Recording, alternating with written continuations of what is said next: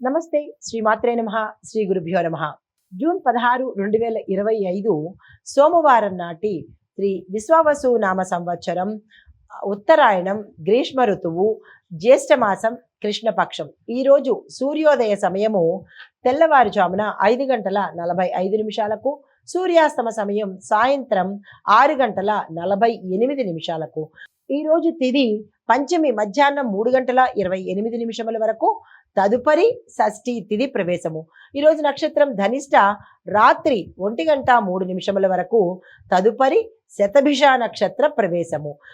వర్జం తెల్లవారి 5:01 నుంచి 6:38 వరకు. దుర్ముహూర్త సమయం మధ్యాహ్నం 12:42 నుంచి మధ్యాహ్నం 1:34 వరకు. తిరిగి మరల మధ్యాహ్నము 3:19 నుంచి సాయంత్రం 4:11 వరకు దుర్ముహూర్త సమయం ఉంది. తదుపరి రాహుకాలము ఉదయం 7:23 నుండి ఉదయం 9:01 వరకు. యమగండ కాలం ఉదయం 10:39 నుంచి మధ్యాహ్నం 12:16 వరకు. బ్రహ్మముహూర్త సమయం తెల్లవారుజామున 4:09 నుంచి 4:57 వరకు.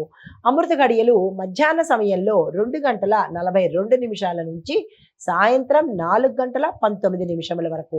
అభిజిత్ ముహూర్తం ఉదయం 11:50 నుంచి మధ్యాహ్నం 12:42 వరకు. ఇది నేటి పంచాంగం. నమస్తే. జూన్ 16, 2025 నాటి మేషాది ద్వాదశ రాశుల వారి యొక్క గ్రహస్థితులు ఎలా ఉన్నాయి, గ్రహాల యొక్క ఫలితాలు ఏ రాశుల వాళ్ళకి ఎలా ఉండబోతోంది అనే అంశంలో ముందుగా మేషరాశి వారికి గ్రహస్థితులు. బుధుడు వృషభ రాశిలో 2వ స్థానంలోను, సూర్యుడు మిథున రాశిలో 3వ స్థానంలోను, చంద్రుడు ఇక్కడి నుంచి చంద్రుడు కూడా ప్రవేశం చేస్తున్నాడు. చంద్రుడు తులారాశిలో 7వ స్థానంలో ఉన్నాడు. అయితే వీటి యొక్క ఫలితాలు ధనం వచ్చే అవకాశాలు ఎక్కువగా ఉన్నాయి. మరీ ముఖ్యంగా ఫ్యామిలీతో కలిసి అంటే కుటుంబంతో కలిసి పెట్టుబడులు పెట్టినట్టయితే కనుక విశేషంగా లాభాలు వచ్చే అవకాశం కనబడుతోంది. భాగస్వామ్య సంబంధాలు బలపడతాయి. వ్యాపారంలో కొత్త అవకాశాలు వస్తాయి. సోదర సోదరీలతో సత్సంబంధాలు మెరుగుపడతాయి. మీకు చెప్పదగిన పరిహారము హనుమాన్ చాలీసా చదవడము, హనుమంతుడి ఆలయ దర్శనం తప్పనిసరిగా చేసుకోవడము. తదుపరి రాశి వృషభ రాశి. ఈ రాశి వారి యొక్క గ్రహస్థితులు బుధుడు లగ్నంలో ప్రవేశించాడు. సూర్యుడు 2వ ఇంట, చంద్రుడు తులారాశిలో 6వ ఇంట సంచారం చేస్తున్నారు. ఈ సంచారం యొక్క ఫలితాలు వాక్కు ద్వారా, మీ మాట ద్వారా ఆర్థిక లాభాలు వచ్చే అవకాశం కనబడుతోంది. మీ మాటల చాకచక్యంతో ఎటువంటి పనైనా సమర్థవంతంగా నిర్వహించుకోగలుగుతారు. ఉద్యోగంలో మీకు ఒక స్థానం అనేది ఏర్పడుతుంది.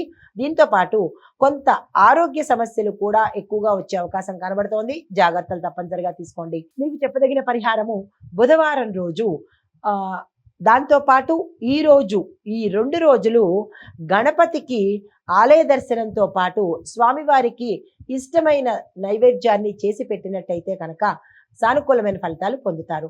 తదుపరి రాశి మిథున రాశి. ఈ రాశి వారి యొక్క గ్రహస్థితులు బుధుడు 12వ స్థానంలోను, సూర్యుడు లగ్నంలోను, చంద్రుడు తులారాశిలో 5వ స్థానంలో సంచారం చేస్తున్నారు.